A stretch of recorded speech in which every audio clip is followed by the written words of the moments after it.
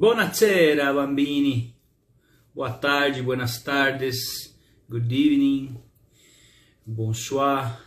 Tudo bem, gente? Olá a todos vocês. Chegamos ao capítulo 40 de Uma Vida com Propósito, gente. Boa tarde, Irla Mirelli, Kellen Sabadim. Boa tarde. Gente, como comentei ontem, se nós estivéssemos com o livro anterior, né, com a edição anterior, nós estaríamos chegando hoje no último livro, no último capítulo, aliás, de Uma Vida com Propósitos. Mas essa edição aqui tem 42 capítulos, então vamos terminar essa nossa epopeia de 42 dias na terça-feira, dia 12 de outubro, que é feriado, tá? Então lembrando aí que eu propus que nós fizéssemos a live um pouquinho mais longa, né? Vai começar às 9 da noite mesmo. Nós vamos terminar a live, não sei que hora, mas assim, o Instagram deixa até 1 hora e meia, né? 1 hora de live hoje tá bom, mas aí eu vou falar sobre o 42º capítulo em 15, 20 minutos, e aí eu quero abrir para quem quiser participar, né? Para poder entrar e falar o que achou da leitura do livro, como que foram os 40 e poucos dias lendo, mesmo que você não tenha concluído a leitura, mesmo que você tenha se perdido no meio do caminho, mesmo que você tenha começado com boas intenções, mas com o passar do tempo, né? O tempo passou e você sofreu calado, e aí fica complicado. Mesmo assim, participe dessa live que vai ser legal. Você que começou a ler o livro, mesmo que não tenha se perdido no meio do caminho, vai ser legal compartilhar, tá bom? Então peço aí quem quiser colar na live aí na terça-feira e pedir para participar, para falar 5 minutinhos aí, fique à vontade, tá bom? Tem sido muito legal, gente, de verdade. Esse último capítulo aqui da série, do último capítulo, na verdade, o capítulo 40, né? Ele vem a amarrar muitos temas. Na verdade, esse é um capítulo que realmente foi feito. Antigamente, esse era o capítulo final do livro.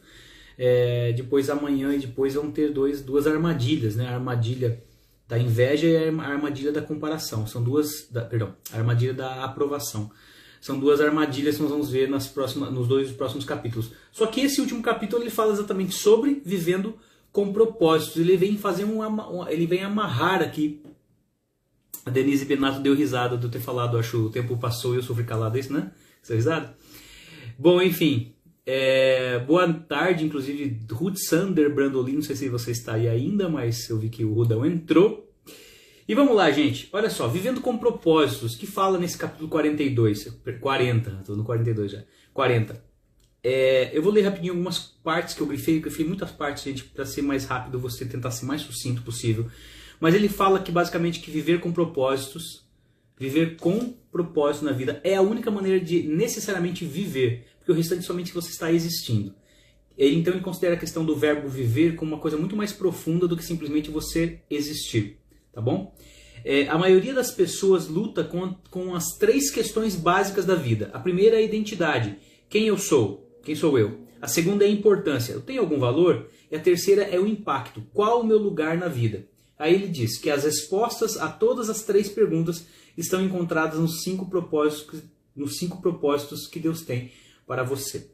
Tá? Então, as perguntas que mais tiram o sono das pessoas no mundo, elas se encontram de acordo com os propósitos que ele diz aqui. Ou seja, quando a gente se encontra em Deus, nos propósitos que Ele tem para a nossa vida. A chave está aí. Camila M. Braga, olá! Olá, Camila. Buenas tardes. Então, basicamente, quando a gente quer ter além de simplesmente existir, a gente quer de fato viver uma vida bem vivida, nós temos que colocar esses 5 propósitos. Quais são os 5 propósitos? Que ele vai declarar aqui depois, né? Daqui a pouquinho a gente vai fazer um repasso aqui. Mas é basicamente quando fala a respeito de quem você é para Deus, qual o serviço que você presta, como você estabelece comunhão, como você ensina aquilo que você aprendeu e como você passa essa mensagem adiante. Mas vamos lá. Aí ele comenta aqui que, na verdade, ele assinala que ele fala que é importante nós escrevermos qual é o nosso propósito. Ele incentiva, inclusive, nesse último capítulo, a gente a escrever um resumo do nosso propósito. Que ele fala que isso pode demorar algum tempo, não precisa ser uma coisa imediata, não é uma coisa que você vai fazer tipo, em 5 minutos. É uma coisa que você pode essa redação desse texto, que vem resumir sua vida, pode demorar algumas semanas e até meses. né? E você pode até fazer alguns ajustes na sua trajetória durante a sua vida. Por quê? Os propósitos podem sofrer algumas alterações, você pode aperfeiçoar seu propósito. Mas ele diz assim, que é fácil se distrair e esquecer o mais importante.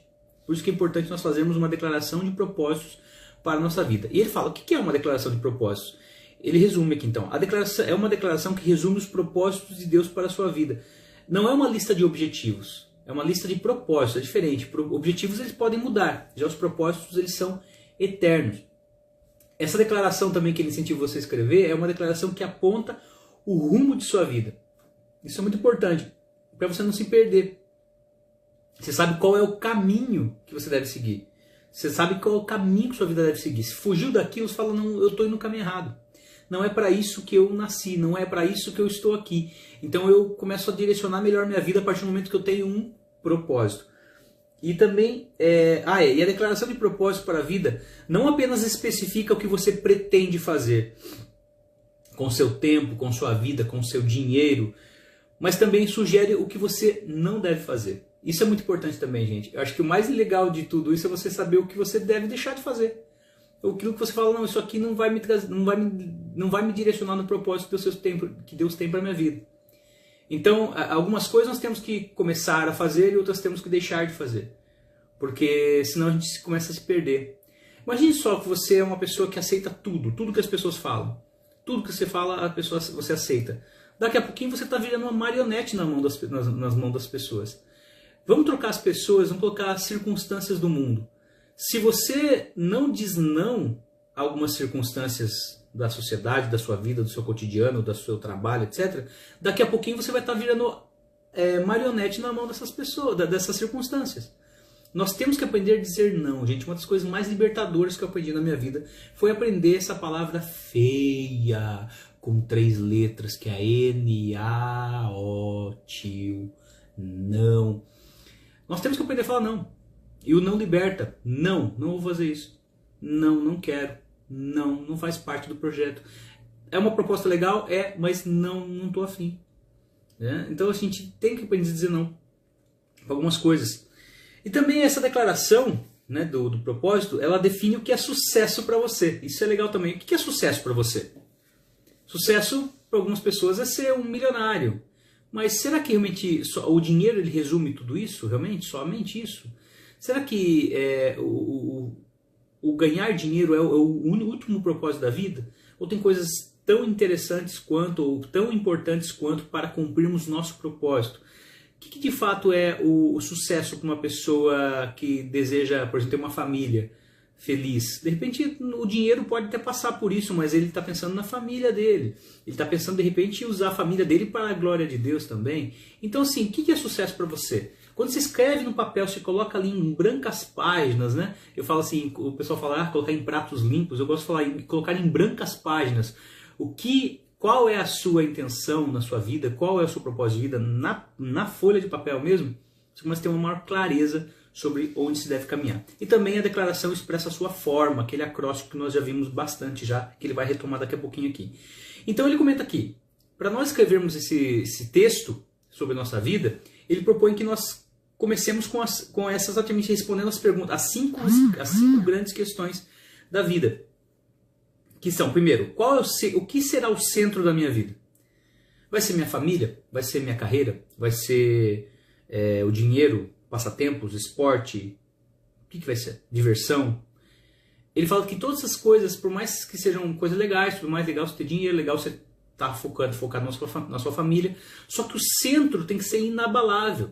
Uma coisa que não venha se corromper, uma coisa que não venha se perder, uma coisa que venha ser imutável. Jesus. Ele fala, quando você tem um Jesus como centro da sua vida, o restante você consegue acoplar ao redor. Agora, se você coloca uma coisa no centro da sua vida, a carreira, o que tiver ao redor pode desmoronar junto com a sua carreira e a sua carreira cair. Agora, se você estiver firmado em Cristo, você sabe quem você é para Deus. O resto pode cair tudo e você vai estar firme nele. Porque você sabe quem ele é. E aí ele comenta aqui, você precisa de um centro inabalável. Aí eu sinalizei essa frase aqui antes, inclusive, quando eu li a primeira vez esse livro, eu sinalizei de novo essa. Olha aqui. Quando você entregou, está na página 358. Quando você entregou a sua vida a Cristo, ele veio para o centro dela, mas você precisa mantê-lo lá por meio da adoração. Gente, nós temos que adorar a Deus continuamente para lembrarmos quem ele é. que Ele é o centro. Por isso que a gente tem que, sabe, ter esse hábito de adorar a Deus. Sabe, não só na igreja, mas tem pessoas que só fazem isso na igreja. Né? Ou tem pessoas que não fazem isso nem na igreja. Né? Pessoas que simplesmente vivem, agradece a Deus na hora do alimento e amém. Não, a gente tem que adorar a Deus, só Deus, o Senhor está no centro, o Senhor é. Então, pelas distrações da vida, nós tiramos Jesus do centro e colocamos outra coisa. Colocamos ele outra coisa sentado no trono da nossa vida. E a gente tem que falar, opa, peraí, quem que é Deus mesmo? É o Criador. Então eu devo louvor a Ele. Nós temos que lembrar disso. Aí outra coisa, aqui no topo da página 359, diz o seguinte: como saber quando Deus está no centro da sua vida? Quando Deus está no centro da sua vida, você o adora. Quando não está, você fica preocupado. A preocupação é a luz de advertência que indica que Deus foi deixado de lado. Você voltará a ter paz no instante que o puser de volta no centro. Quando a gente está com Deus na nossa vida, a gente sente paz. Quando a gente não está, a gente sente preocupação. Lembra que nós vimos há uns bons capítulos anteriores aqui sobre a questão da diferença entre meditação e adoração? A diferença entre meditação e adoração. Quando você está concentrado naquilo que Deus disse sobre você está meditando na palavra, você medita. Quando você não está concentrado naquilo, você se preocupa. Ou seja, se você sabe se preocupar, o Rick Warren ele comenta isso, se você sabe se preocupar, você também sabe meditar. Porque preocupação é a concentração na coisa errada. Preocupação é a concentração no problema. E meditação é a concentração naquilo que Deus falou que a gente é. Olha que legal. Então que a gente possa transformar a preocupação em meditação na palavra. Senhor, eu tenho um monte de motivo para me preocupar, só que o meu olhar está aqui, ó. Meu olhar está aqui para a tua palavra. Meu olhar está nesse livro maravilhoso aqui e eu vou me alimentar dele. E o restante é conversa. E vamos lá. Seguindo aqui, gente, senão vai ficar muito tarde a live. Live eu tenho culto hoje ainda. Vamos embora. Ó. Qual será a marca distintiva de minha vida? Outra pergunta que a gente tem que responder nesse nosso texto aí que ele propõe. Deus está muito mais interessado em quem você é do que no que você faz. Deus quer nosso coração, não quer nossas atitudes somente, Ele quer nosso coração. Ele vai medir realmente quem nós somos por nossas intenções do coração. Não é pelo que a gente aparenta fazer. As pessoas às vezes veem muito assim, tipo, nossa aparência, o que a gente faz, o que a gente demonstra muitas vezes, mas não é isso que Deus está olhando. Ele está olhando dentro do coração. Deus ele avalia o coração. Camila M. Braga escreveu, uma das frases mais incríveis do livro, na minha opinião, é sobre essa questão de você adorar, né? Adoração e meditação. Eu também gostei muito dessa frase. Muito, muito mesmo. Então assim, lembre-se, você levará seu caráter para a eternidade, mas não sua carreira. Faça uma lista das características que você quer trabalhar e desenvolver em sua vida. Quais são as características do seu caráter que você quer trabalhar? Gente, é uma coisa que só você pode fazer por você. Só você conhece seu caráter. Né? E só eu posso fazer por mim. Sabe? O fruto do Espírito... Aí ele comenta aqui, você deve começar com o fruto do Espírito Santo, citado lá em Gálatas 5, 22, 23, ou com as bem-aventuranças, gente. Um texto maravilhoso de Mateus 5. Alguns capítulos, né, de Mateus, né, Mateus 5, 6 e 7. Inclusive, na igreja que eu frequento, o pastor propôs isso, que nós lêssemos o Sermão da Montanha durante a semana inteira, durante a semana passada. E foi muito legal. Eu li em várias versões, inclusive li em outros idiomas, que é legal. Não que eu leia em outros idiomas, mas eu li em espanhol, em voz alta. Foi muito legal eu me ouvir lendo aquilo lá. Eu tentei ler em inglês também, gente. Nossa, é muito louco a experiência. Se você ler um texto que você já conhece em outro idioma, ajuda você a aumentar seu vocabulário nesse idioma, muito legal. Mas assim, o Sermão da Montanha, gente, é um excelente passo para você começar. Porque você começa a ver assim, quem são os felizes? Bem-aventurados os pobres de espírito, porque deles é o reino dos céus. Bem-aventurados os que choram, que serão consolados. Bem-aventurados os que têm sede de justiça, que serão saciados. Aí você começa a ver, nossa, é muita coisa que eu tenho que trabalhar em você. Poxa, eu tenho que ser pobre de espírito, eu tenho que realmente desenvolver essa minha humildade perante o Senhor, perante as pessoas. Eu preciso ter sede de justiça, querer a justiça de Deus, porque eu serei saciado. Você começa a ver quais são as características que Deus quer que a gente tenha para que a gente possa ser feliz, bem-aventurado, feliz, tá bom? Seguindo aí, gente, outra pergunta. Qual será a contribuição de minha vida? Isso diz a respeito de serviço, de como a gente vai servir as pessoas. Aí ele pergunta aqui, lembrar a nossa forma, lembra do acróstico que nós vimos aqui? Conhecendo a sua combinação, né, a nossa forma, que é formação espiritual, opções do coração, recursos pessoais, modo de ser e áreas de experiência, forma, F-O-R-M-A, através dessa nossa forma, todas essas nossas características pessoais, nós começamos a entender onde é que nós podemos servir melhor as pessoas, tá? E aí, qual será a mensagem da minha vida? Isso é importante também. O que a gente vai passar com a nossa vida? Qual a mensagem que a gente vai passar? Ele diz aqui, na página 360, no finalzinho dela, nossa vida deve sustentar e confirmar a mensagem que transmitimos. Não é somente o nosso falar, mas as nossas atitudes também, as pessoas vão ver a graça de Deus. E aí ele comenta aqui o seguinte, antes de grande parte dos não cristãos aceitar a credibilidade da Bíblia, eles querem saber se nós temos credibilidade. Gente, isso aqui eu vivi na pele, porque eu comentei já com vocês eu era católico praticante, meu pai tinha um comércio, e meu pai, ele cultivava uma raiva de crente. E eu por pouco não assumi isso pra mim. E eu peguei, de certa forma eu tinha uma certa raiva de crente, porque ele falava o seguinte, que os crentes ficavam devendo no mercado. Que quem devia lá no mercado era tudo crente. E não era verdade. Tinha de tudo lá. Tinha católico que devia, tinha crente que devia, tinha umbandista que devia, tinha espírita que devia, tinha gente sem nenhuma religião que devia. E se tivesse até um budista, de repente até o budista deveria. Gente, só que aqui o que eu tô falando com um monte de quê? O que ficava na mente de meu pai, e ele passava isso adiante, é que crente, é que o cara falava que ia na igreja e tudo mais, e ele ficava devendo, isso era um mau testemunho. E eu cresci com isso, uma raiva de crente. Por isso que eu falo que eu ter começado a frequentar a igreja evangélica, ter me convertido hoje é um milagre. Porque realmente eu tinha motivos de sobra para não querer pisar na calçada de uma igreja evangélica. Porque eu cresci ouvindo uma mentira. Meu pai reconheceu isso depois. Depois de muito tempo, meu pai reconheceu, porque ele viu que eu me converti e não me transformei num mau caráter. Pelo contrário.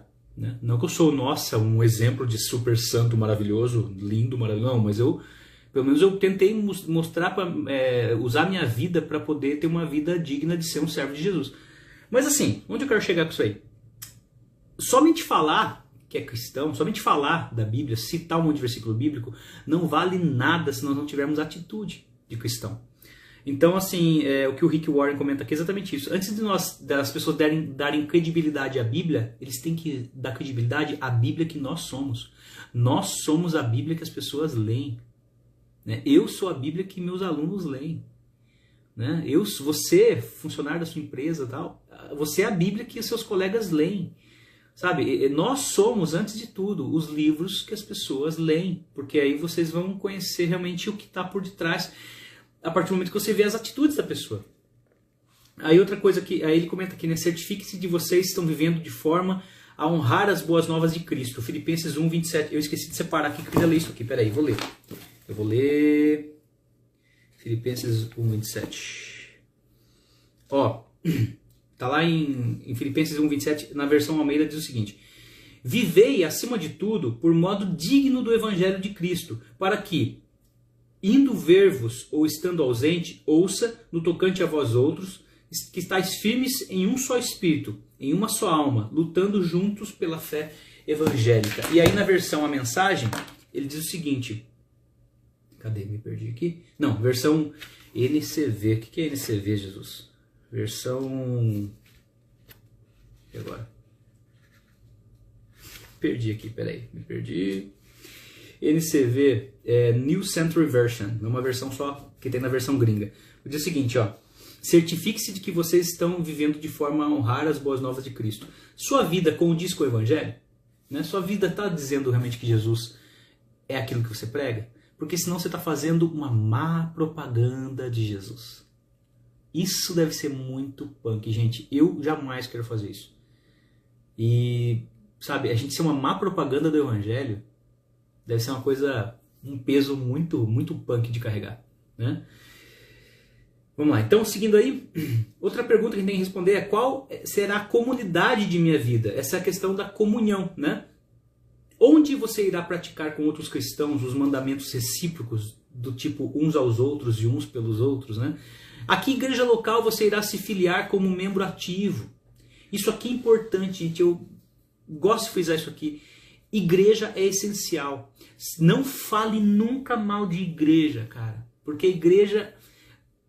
Se eu sou casado e alguém fala mal da minha esposa, eu tenho a obrigação moral de defender a minha esposa, porque eu sou casado. A Bíblia chama a igreja de noiva de Jesus. Gente, se você mexe com a noiva de Jesus, o noivo vai se ver com você. Então, se você fala mal da noiva, se prepara porque o noivo vai tirar satisfação com você. E eu acho que não é muito legal você confrontar o noivo. Mexer com a noiva é perigoso. Então, cuidado ao você ficar falando mal da noiva, porque a noiva de Cristo, ela tem dono. Ela é de Cristo. Né? Então, isso é muito importante frisar. Eu gosto de defender a igreja nesse sentido. E a gente precisa de uma igreja, gente. Não tem como. Não tem como. Por mais que a pessoa fale, eu tenho uma igreja na minha casa. Não, mas não foi isso que Jesus falou. Leia um pouquinho mais a Bíblia, você vai entender. Não estou aqui para vomitar doutrina, mas quem tem ouvidos para ouvir, ouça. E que o Espírito Santo toque no seu coração. Mas tem que realmente estar congregando. Realmente tem que estar conectado à videira. Realmente tem que estar vivenciando isso, desse amor mútuo. Tá? Seguindo aqui na página 362... Certa vez alguém sugeriu que a declaração de propósitos se fundamentasse no que você gostaria que outras pessoas dissessem sobre você em seu funeral. Olha que legal, só que não. Imagine um elogio perfeito e então construa a declaração a partir dele. Imagine só, você está no funeral e o que você gostaria que as pessoas falassem a respeito de você? E o Rick Warren fala que isso é uma péssima ideia. Ele fala, francamente, é uma péssima ideia. No final da vida, não terá nenhuma importância o que disserem a seu respeito, só importará o que Deus disser. A Bíblia diz, nosso propósito é agradar a Deus e não as pessoas. 1 Tessalonicenses 2:4b. Eu queria que as pessoas falassem isso, aquilo de mim, que as pessoas me aprovassem. Gente, eu posso ser um pulha. Eu posso ser um nojo de ser humano por dentro. Para Deus. Deus conhecendo meu coração. E eu ser aplaudido no meu funeral. A pessoa fala, nossa, esse cara era demais. Era um excelente isso, excelente aquilo. Mas só Deus conhece meu coração. De nada valem os elogios das pessoas no funeral. De nada vale. As pessoas aplaudirem, oh, que boa pessoa. O que eu quero é ouvir o aplauso do céu. Que eu possa, no que depender de mim, eu tenho que ter paz com todos os homens. Ok, terei paz com todos os homens. Só que, em geral, se for para agradar os homens e agradar a Deus, eu vou agradar quem? A Deus. Vou agradar a Deus. Então a gente ficar tentando basear nossa reputação pelos elogios que a gente ia receber no funeral é uma babaquice, segundo o que ele está dizendo aqui. Ele diz o seguinte, que um dia Deus irá analisar nossas respostas a essas questões da vida. Atenção. Você pôs Jesus no centro da sua vida? Você desenvolveu o seu caráter? Você dedicou a sua vida a servir aos outros? Você comunicou a mensagem do Senhor e cumpriu sua missão que Ele lhe deu? Você amou e fez parte da família de Deus? Essas serão as únicas questões relevantes. Ponto final. Não importa o quanto você foi legal, quanto você foi simpático. Não, isso é um detalhe e pode até ser um indício da graça de Deus. Mas Deus ele vai sondar o coração, lá dentro, lá dentro. Por isso que a gente tem que deixar ele trabalhar internamente, bem profundamente. E aí, finalizando aqui, gente, Deus quer usar você. Ele comenta o seguinte, que ele se chamou muita atenção dele. Perdão.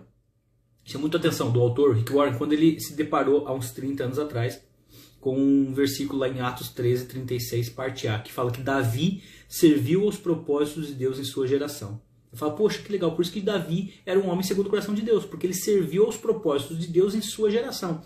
Então, Davi dedicou a sua vida a cumprir os propósitos de Deus na terra. Ele comenta aqui, não existe maior epitáfio, ou seja, epitáfio, aquela inscrição no túmulo, né? Não existe maior epitáfio que essa declaração. Imagine isso esculpido em sua lápide, que você serviu aos propósitos de Deus em sua geração. Ele falou que essa frase é a descrição definitiva de uma vida bem vivida. Que você cumpriu os propósitos de Deus em sua geração. Gente, que esse seja o nosso objetivo. Que seja assim, eu cumpri os propósitos de Deus em minha geração. Eu fiz o que veio da minha mão. O que eu tive que fazer para falar de Deus, eu fiz, eu falei. O que eu tive que fazer, o que esteve ao meu alcance, ou até mesmo as coisas que até parecia que não estavam no meu alcance, mas Deus me colocou na mão, eu fiz e cumpri os propósitos dele em minha geração. Aí ele sinaliza aqui, ó. Quando parecer difícil, página 364. Quando parecer difícil cumprir os seus propósitos, não ceda ao desânimo. Lembre-se de sua recompensa, que durará para sempre. A Bíblia diz, abre aspas, pois os nossos sofrimentos leves e momentâneos estão produzindo para nós uma glória eterna que pesa mais do que todos eles. 2 Coríntios 4,17. Gente, quem está passando agora é leve e momentâneo.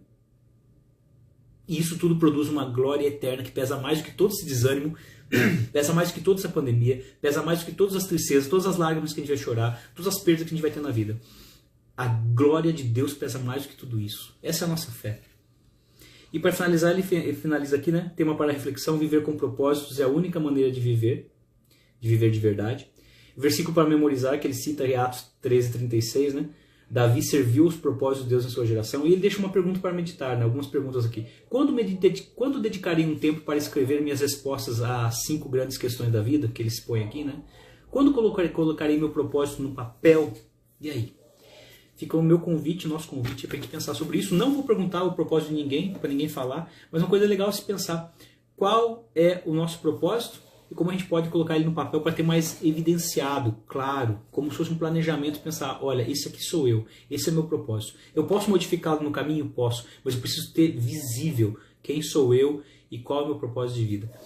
Gente, é isso aí, Deus abençoe. Amanhã, capítulo 41, às 9 da noite, tá bom? Capítulo 41, penúltimo capítulo do livro, e aguardo vocês então, tá bom? Deus abençoe, um beijão, fiquem com Deus, e para quem vai na igreja, bom culto, boa missa, Deus abençoe, tchau, tchau.